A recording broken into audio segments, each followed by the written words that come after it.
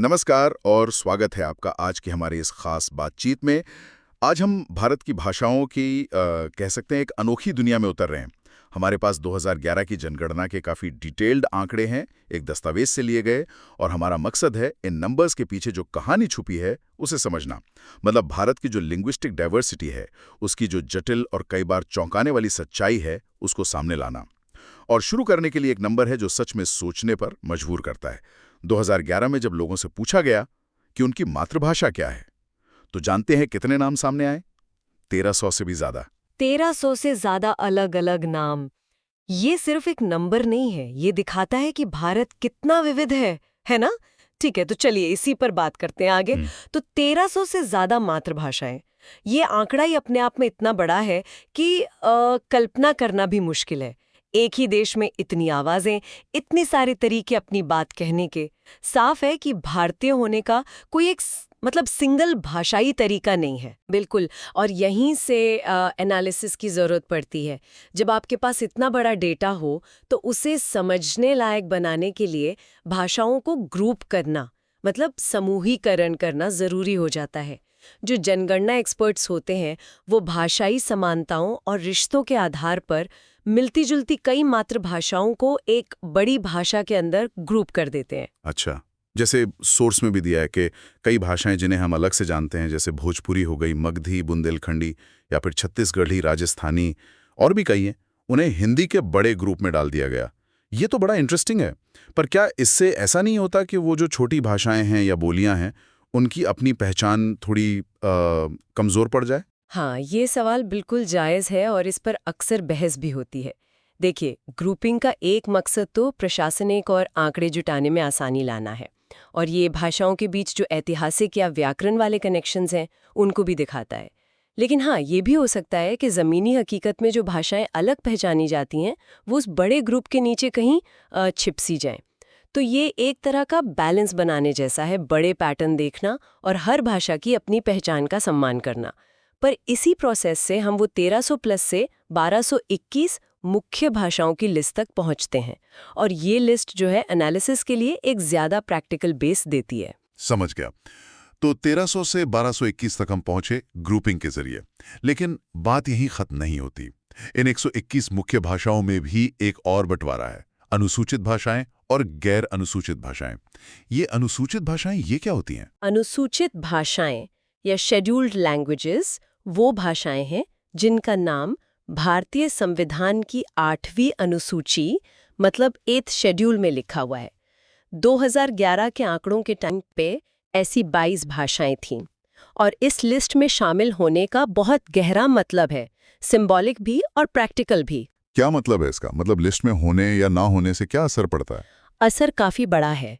देखिए, जो भाषाएं 8वीं अनुसूची में हैं, उन्हें एक तरह की ऑफिशियल मान्यता मिलती है, प्रोटेक्शन मिलता है। सरकार उनकी डेवलपमेंट और प्रमोशन के लिए काम करती है। उन्हें यूपीएससी जैसे इम्तिहानों में मीडियम के तौर पर इस्तेमाल किया जा सकता है। संसद या विधानसभाओं में सदस्य इन भाषाओं में बोल सकते हैं। शिक्षा में भी इनको प्राथमिकता मिल सकती है। शॉर्ट में कहें तो इससे नेशनल लेवल पर भाषा की विजिबिलिटी और उसका स्टेटस बढ़ता है। और जो भाषाएं इस लिस्ट में नहीं हैं, मतलब 121 में से बाकी 99, उन्हें गैर अनुसूचित कहते हैं। उन्हें ये स्पेशल स्टेटस और सपोर्ट नहीं मिलता। अच्छा, तो ये सिर्फ एक लिस्ट नहीं है, ये तो रिसोर्सेज, मौके और कहीं ना कहीं देश में भाषा की जगह को भी तय करती है। बिल्कुल।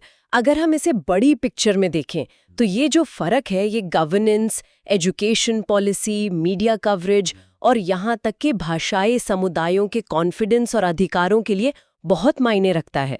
ये दिखाता है कि भारत अपनी इस जबरदस्त भाषाई विविधता को कैसे मैनेज करने की कोशिश करता है। हालांकि इस पर भी बहस होती है कि ये सिस्टम कितना सही है या कितना असरदार, और ये विविधता सच में असाधारण है। जैसा कि सोर्स में भी इशारा है, भाषाओं की संख्या और उनकी कॉम्प्लेक्सिटी के मामले में भारत शायद दुनिया का सबसे विविध देश है। ये जानना वाकई दिलचस्प है। अब जब हम इन 22 अनुसूचित भाषाओं या 121 मुख्य भाषाओं की बात कर रहे हैं, तो एक भाषा का नाम बार बार आता है, हिंदी। और यहीं पर जनगणना के आंकड़े एक बहुत आम धारणा को कह सकते हैं चैलेंज करते हैं। हाँ, ये शायद इन आंकड़ों का सबसे ज्यादा डिस्कस होने वाला पॉइंट है। आमतौर पर लोग मानते हैं या ऐसा कहा जाता है कि हिंदी भारत की मेजॉरिटी की भाषा है। लेकिन 2011 के जो आंकड़े हैं वो कुछ और ही बताते हैं। क्या कहते हैं आंकड़े? सोर्स की टेबल अगर देखें तो करीब 43.63% भारतीयों ने हिंदी को अपनी मातृभाषा बताया। ठीक है, तो ये संख्या इसे भारत की सबसे बड़ी भाषा तो बनाती है, इसमें कोई शक नहीं। लेकिन ये 50% यानी बहुमत के निशान से तो काफी कम है।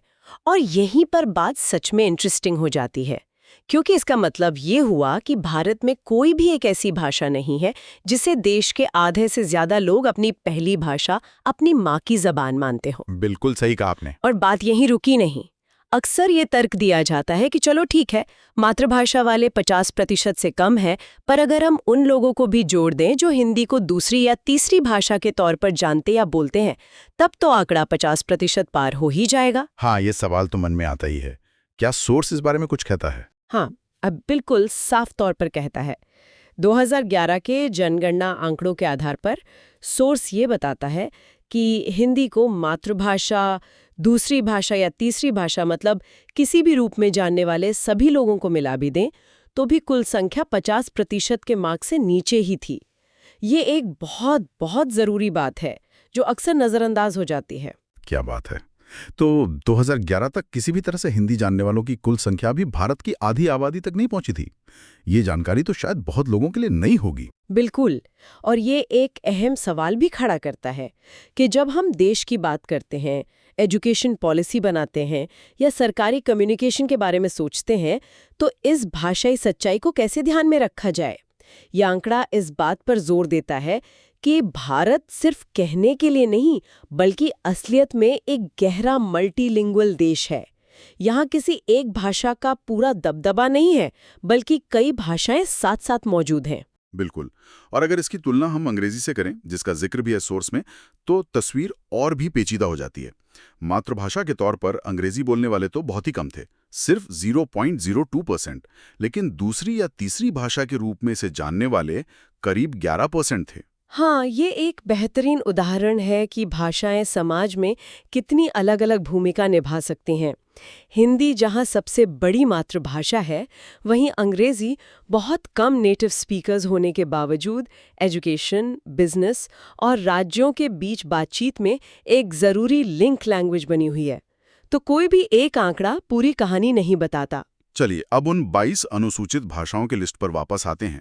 हिंदी के बाद कौन सी भाषाएं हैं जो मातृभाषा के रूप में सबसे ज्यादा बोली जाती हैं? टेबल के हिसाब से देखें तो हिंदी 43.63% के बाद नंबर आता है बंगाली का, जिसे करीब 8.03% लोग अपनी मातृभाषा बताते हैं। उसके बाद मराठी है 6.86%, फिर तेलुगु 6.70% और तमिल 5.70%। ये नंबर्स दिखाते हैं कि ये भाषाएं कितनी मजबूत हैं और इनके बोलने वालों की संख्या कितनी ज्यादा है। ये सिर्फ बात करने का जरिया नहीं है, ये अपने आप में बड़ी साहित्यिक, सांस्कृतिक और ऐतिहासिक विरासतें संभाले हुए हैं और बड़े-बड़े इलाकों की पहचान से जुड़ी हैं। तो एक तरफ हिंदी करीब 44% पर है और फिर बंगाली, मराठी, तेलुगु, तमिल जैसी भाषाएं 5 से 8% के बीच। लेकिन इस लिस्ट में दूसरी तरफ क्या है, मतलब स्पेक्ट्रम के दूसरे छोर पर? बिल्कुल, और यहीं पर भाषाई विविधता का एक और पहलू नजर आता है। इसी 8वीं अनुसूची में ऐसी भाषाएं भी शामिल हैं जिनके मातृभाषा बोलने वालों का प्रतिशत बहुत ही कम है, जैसे बोडो 0.12%, मणिपुरी 0.15%, कोंकणी 0.19%, डोगरी 0.21% और संस्कृत, जिसका प्रतिशत इतना कम है कि उसे टेबल में नगण्य यानी नेग्लिजिबल एन लिखा गया है।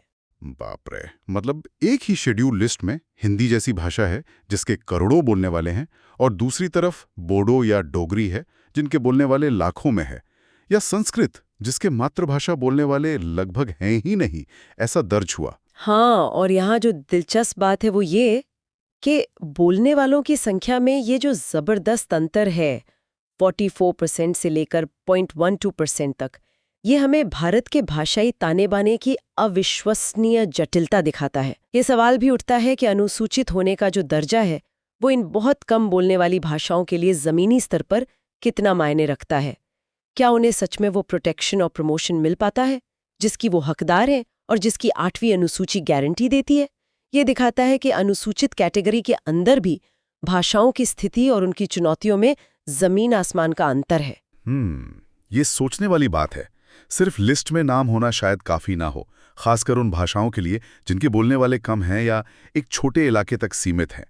उन्हें जिंदा रखने और फलने फूलने देने के लिए शायद और भी फोकस्ड कोशिशों की जरूरत हो सकता है हर भाषा, चाहे उसकी बोलने वाले करोड़ों हों या हजारों, अपने आप में एक अनोखा नजरिया और सांस्कृतिक खजाना समेटे होती है। उनका बने रहना भारत की पूरी विविधता के लिए बहुत जरूरी है। तो अगर हम इस पूरी चर्चा को समेटें तो हमने क्या मुख्य बातें समझी? हमने देखा कि भारत में भाषाओं की विविधता हमारी कल्पना से भी कहीं ज्यादा है। 1300 से ज्यादा मातृभाषाओं से शुरू होकर फिर भाषाई ग्रुपिंग के जरिए 121 प्रमुख भाषाएं पहचानी जाती हैं। इनमें से 22 को संविधान की 8वीं अनुसूची में अनुसूचित का खास दर्जा मिला है, जिसके अपने मतलब हैं। और शायद सबसे अहम नतीजों में से एक ये था कि 2011 के आंकड़ों के मुताबिक कोई भी एक भाषा भारत की 50% से ज्यादा आबादी की मातृभाषा नहीं है। हिंदी सबसे बड़ी है, करीब 44%, पर बहुमत की मातृभाषा नहीं। और यहां तक कि दूसरी और तीसरी भाषा बोलने वालों को मिलाकर भी 2011 में हिंदी जानने वालों की कुल संख्या 50% से कम थी। हमने ये भी देखा कि अनुसूचित भाषाओं में भी बोलने वालों की संख्या में बहुत बड़ा फर्क है, करोड़ों से लेकर लाखों तक। तो इस सब का क्या मतलब निकाला जाए? देखें, निष्कर्ष के तौर पर मेरा मानना है कि ये जो भाषाई नक्शा है, इसे समझना सिर्फ कोई अकादमिक दिलचस्पी की बात नहीं है। ये असल में खुद भारत को समझने की एक चाबी है।